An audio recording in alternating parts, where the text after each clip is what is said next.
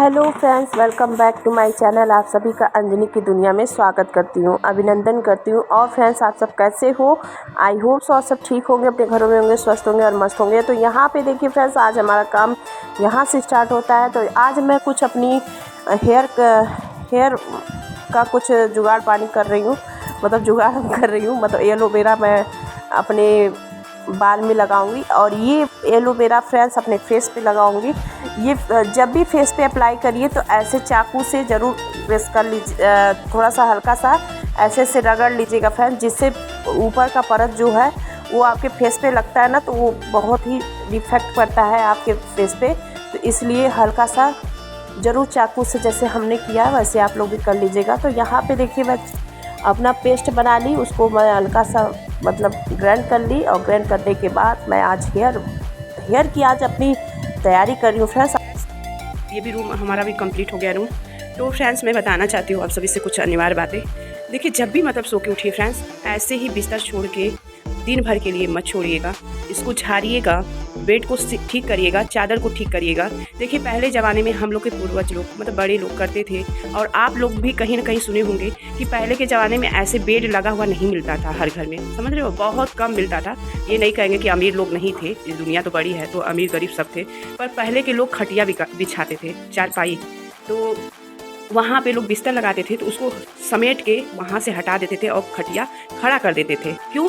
क्योंकि उसका बहुत बड़ा रीज़न है फ्रेंड्स, क्योंकि उससे मतलब जानते हैं, ऐसे बिछा के दिन भर के लिए बिस्तर नहीं छोड़ना चाहिए। सुनते हैं इसका बहुत गलत परिणाम है। तो इस वजह से जब भी आप तो भाई इतने बड़े बड़े बेड आए तो ये तो उठेगा नहीं, ठीक है, तो ये तो उठेगा नहीं, तो इसको कम से कम इतना हम लोगों को करना पड़ता है। बेडशीट को अच्छे से झाड़ के, तकिया उकिया हटा के खूब अच्छे से झाड़ के, और ब्लैंकेट है या चादर है सब अच्छे से व्यवस्थित करके इसको साफ करके और डेली इसको रखना चाहिए, जिससे कि देखने में अच्छा लगता है। इससे सुनते हैं कि लक्ष्मी की हानि नहीं होती है और बरकत होती है। बिस्तर कभी भी ऐसे नहीं छोड़ना चाहिए, मतलब तो फ्रेंड्स, जिससे कि आप लोग जानते ही हैं कि हम लोगों की हिंदू धर्म में ये सब छोटी छोटी बातों को ज़रूर मतलब याद रखनी चाहिए, करनी चाहिए, जिससे कि हमारे जीवन में हमेशा उज्जवल भविष्य की कामना हो।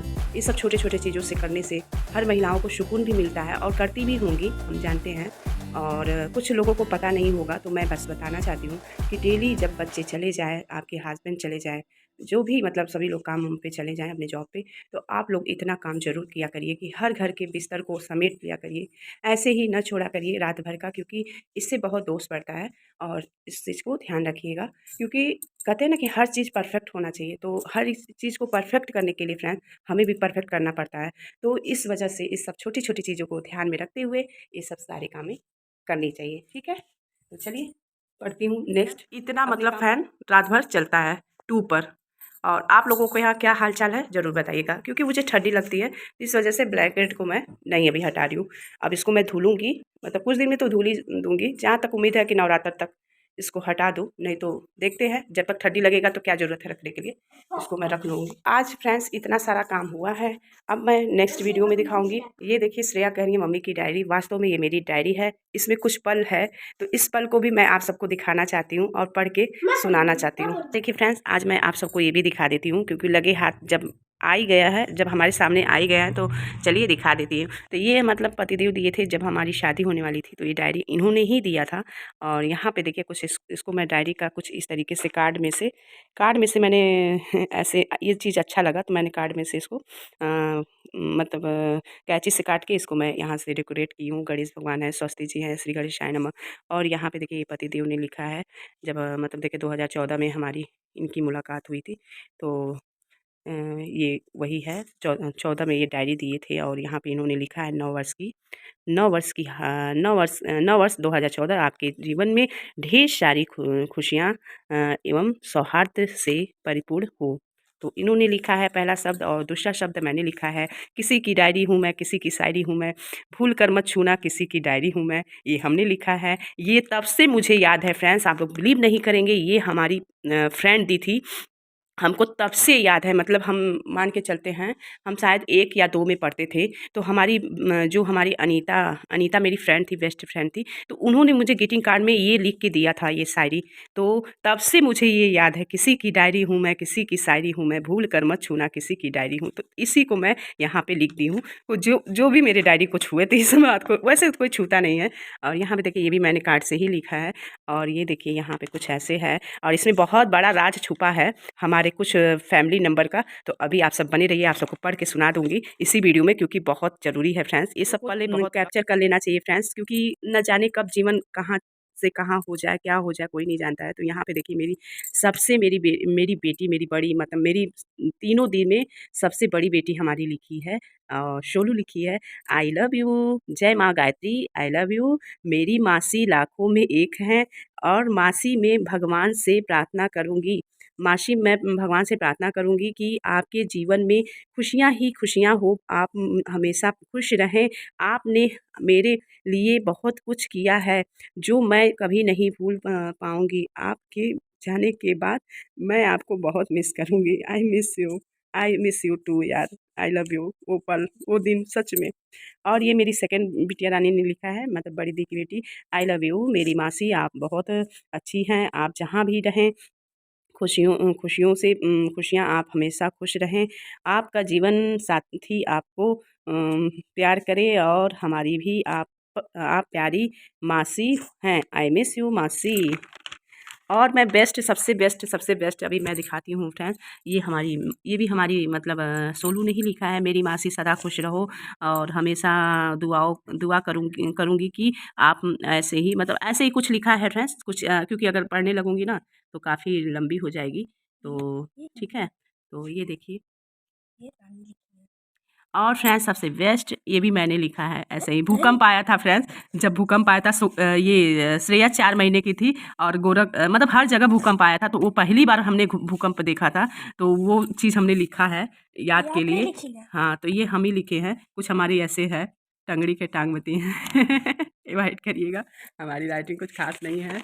और ये भी मैंने कार्ड में से ही चिपकाया है, इसको भी कटिंग करके। ये देखिए फ्रेंड्स, बताइए गेस करिए कौन लिखा होगा। ये मेरी माँ लिखी है, ये उनका राइटिंग है, बहुत ही प्यारा है, बहुत प्यारा है। इनकी शब्दों में मैं पढ़ती हूँ तो मैं रोज़ रो देती हूँ, तो इसीलिए मैं बहुत अधिकतर नहीं पढ़ती हूँ। जब इनकी याद आती है तो इसी पलों को मैं पढ़ लेती हूँ। तो चलिए फ्रेंड्स, इनकी तो मैं पढ़ूंगी ही पढ़ूंगी, हर हालत में पढ़ूंगी। जय माँ गायत्री, मेरी बेटा अंजनी सदा खुश रहो, सदा सुहागन बनी रहो। बेटा तुमको कभी हमने बेटी नहीं समझी, ये तो बात है, 100% सत्य वचन है। बेटा जिस दिन धरती पर अवतार ली, देखिए हमने जो बोला था, जो हम कहते हैं हर वीडियो में फ्रेंड्स, वो कहीं ना कहीं देखिए इसमें लिखी है हमारी माँ। और धरती पर अवतार ली, उसी दिन से हमारा दूसरी दिन हो गया। हम लोग कुछ न कुछ आगे बढ़ने लगे।